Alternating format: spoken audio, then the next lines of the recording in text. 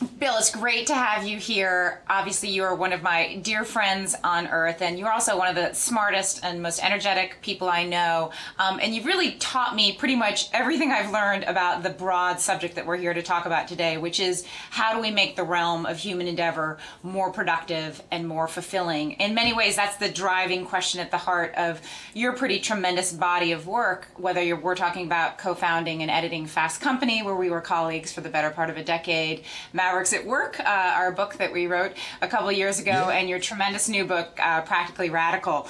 And the mix, as you know, is dedicated to engaging the most progressive thinkers and doers from all over the world to tackle that very challenge. You know, how do we make organizations as resilient, as innovative, as inspiring, and as accountable as they need to be to tackle this complex of 21st century challenges and I think real possibilities that we're all facing today? How do we make organizations fit for the future and fit for human beings? So that's kind of the broad subject matter. And I think your new book, Practically Radical, which I have right here, fantastic book, really offers up a set of refreshing, inspiring, and profoundly practical responses to those questions and more. And so I thought maybe we could start by sort of naming the moment and defining the problem that we're all facing right now. I think so much of organizational life right now goes against the grain of humanity. So many of our institutions have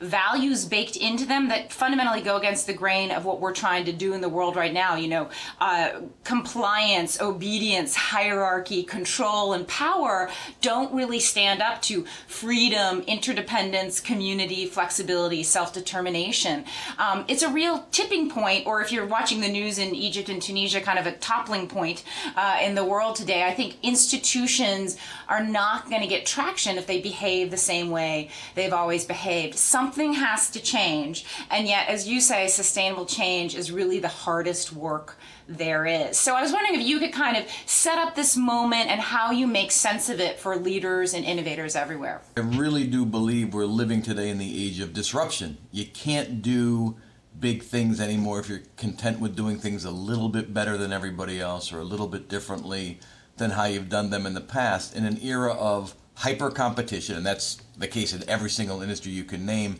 and nonstop reinvention, the only way to stand out from the crowd is to stand for something special. We use the term in our book, Mavericks at Work. The new term is strategy is advocacy. Winning organizations today don't just sell competitive products and services. They stand for important ideas that are meant to shape the competitive landscape of the field, ideas that are meant to reshape the sense of what's possible for customers, for employees, for investors. When I look out and see who's winning big in difficult times, it's not organizations that just sell competitive products and services. It's organizations that redefine the very logic of competition in the field they're in. And that really does go against the grain. I mean, to me, what I'm trying to urge leaders to understand is it's not good enough anymore to be pretty good